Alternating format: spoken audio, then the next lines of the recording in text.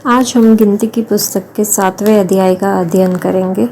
उसमें हम 1 से लेकर 35वें वचन तक आज अध्ययन करेंगे।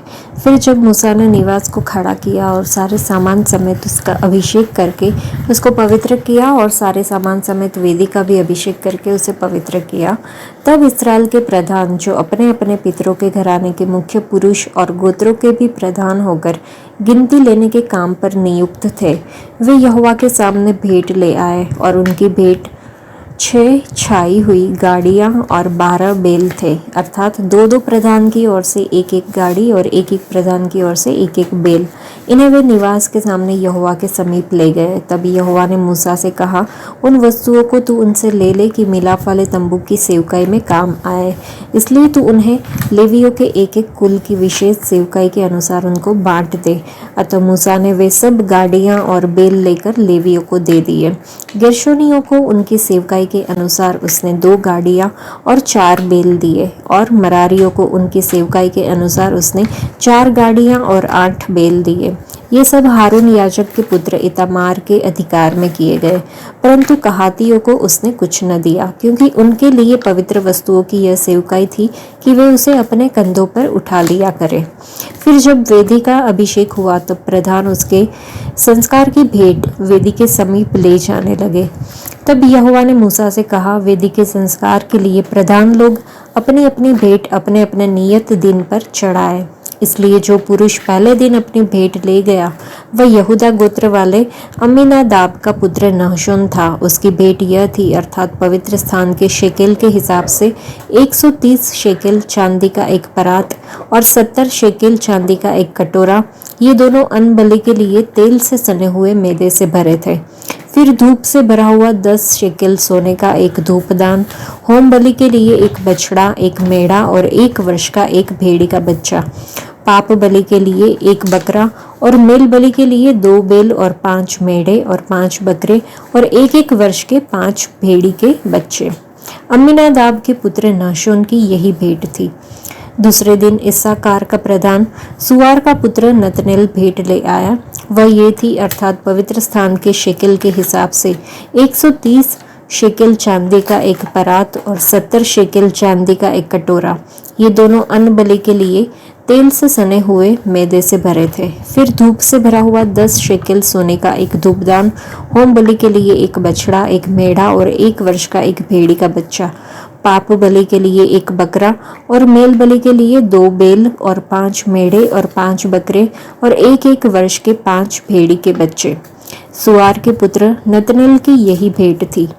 तीसरे दिन जबूलूनियों का प्रधान हेलोन का पुत्र एलीआब यह भेंट लेके आया, अर्थात पवित्र स्थान के शेकेल के हिसाब से 130 शेकेल चांदी का एक परात और 70 शेकेल चांदी का एक कटोरा। ये दोनों अन्न बलि के लिए तेल से सने हुए मैदे से भरे थे। फिर धूप से भरा हुआ 10 शेकेल सोने का एक धूपदान, होम बलि के लिए 1 बछड़ा, 1 मेढ़ा और 1 वर्ष का भेड़ी का बच्चा, पाप बलि के लिए 1 बकरा और मेल बलि के लिए 2 बैल और 5 मेढ़े और 5 बकरे और 1-1 वर्ष के 5 भेड़ी के बच्चे। हेलोन के पुत्र एलीआब की यही भेंट थी।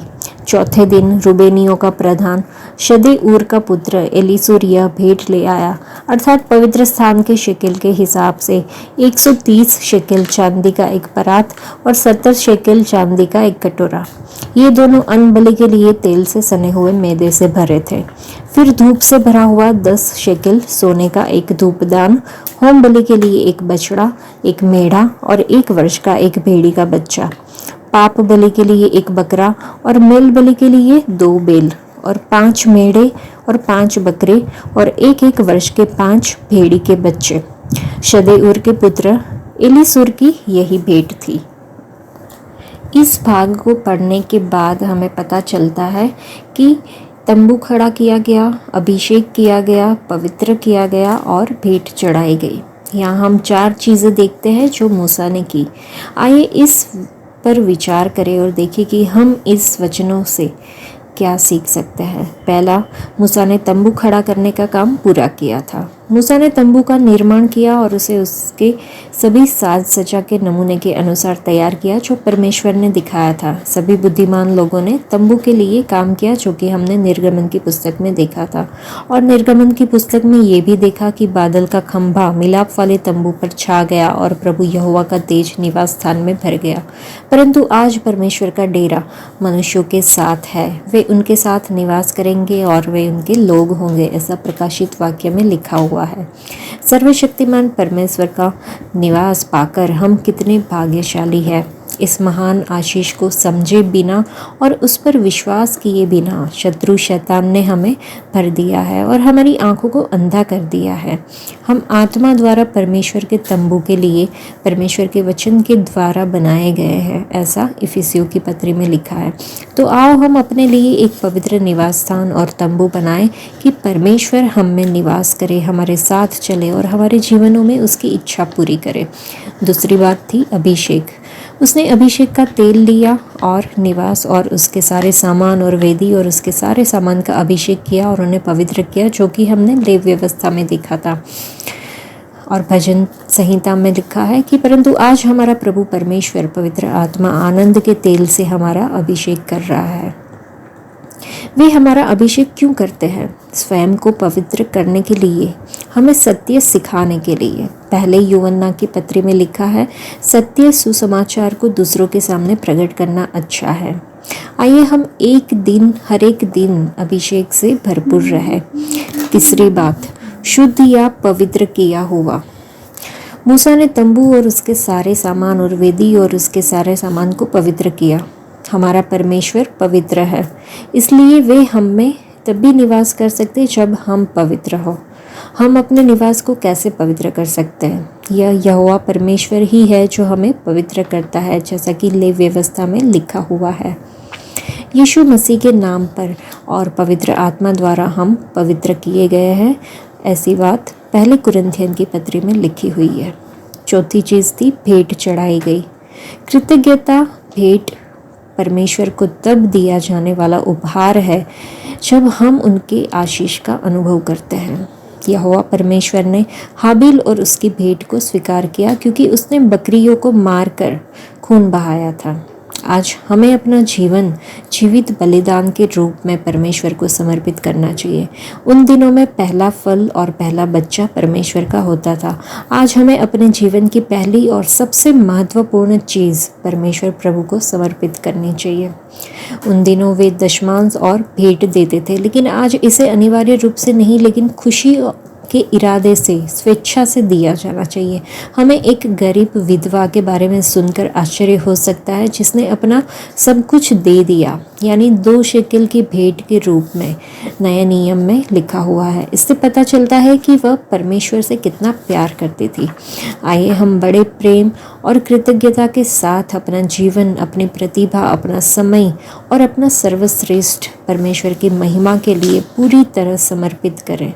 आइए हम इन वचनों से हमें यह सत्य सिखाने के लिए परमेश्वर को धन्यवाद दें, उनकी रचना के लिए धन्यवाद दें। समुद्री हवा, लहरें और हर एक पत्तियाँ और पहाड़, जो कुछ उन्होंने बनाया उनके लिए उनको धन्यवाद दें। उनके मुक्ति की योजना के लिए धन्यवाद दें। क्षमा, स्वीकृति, शाश्वत जीवन के लिए धन्यवाद दें। पवित्र आत्मा की शक्ति के माध्यम से अनुग्रह बनाए रखने के लिए धन्यवाद दें। एक नए दिन की शुरुआत के लिए धन्यवाद दें। हमारे बिस्तर से उठकर हमें सुबह की पहली एक सांस देने के लिए परमेश्वर को धन्यवाद दें। यहोवा परमेश्वर ने वादा किया है कि जब हम उस पर निर्भर रहना चुनेंगे तो वह हमारा मार्गदर्शन करेगा और हमारे जीवन को आशीष देगा। परमेश्वर को हम जो सबसे बड़ा उपहार दे सकते हैं वह है स्वयं का समर्पण। परमेश्वर हमें बहुत सारे उपहार देते हैं और बदले में हम उन्हें अपने दिल से ज़्यादा कीमती कुछ भी नहीं दे सकते हैं। क्या हम उन्हें अपना सच्चा प्यार दे सकते हैं? क्या हम उन्हें अपना पूरा भरोसा दे सकते हैं? क्या हम उन्हें अपनी ईमानदार सेवा दे सकते हैं? क्या हम उन्हें अपना शरीर अर्पित कर सकते हैं? ये सारी बातें हमने सोचनी होगी। आज के लिए इतना ही। परमेश्वर आप सबको आशीष दे। धन्यवाद।